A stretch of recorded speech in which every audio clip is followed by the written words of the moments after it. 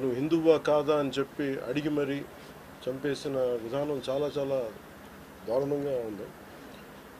ముఖ్యంగా ఆంధ్రాకి సంబంధించి దాదాపు ఇద్దరు కుటుంబాలతో సహా వెళ్ళిన ఇద్దరిని చనిపోయిన 27 మందిలో కూడా ఇద్దరు ఆంధ్ర ప్రాంతానికి చెందిన వాళ్ళు కూడా ఉన్నారు. వాళ్ళని అడిగింది మీరు హిందువులా కాదా అని చెప్పి వారి కుటుంబాల ముందే, వాళ్ళ పిల్లల ముందే, వాళ్ళ సహధర్మచారుల ముందే మ్యాగజైన్ ఎంటీ చేశారు, తల లేకుండా చేశారు. హిందువా ముస్లిమా అనే అర్థం తేల్చుకోవడానికి కల్మా చదవమని.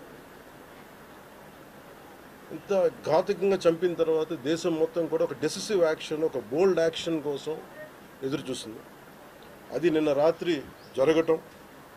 ఇలాంటి సమయంలో దాదాపు 9 ప్రాంతాల్లో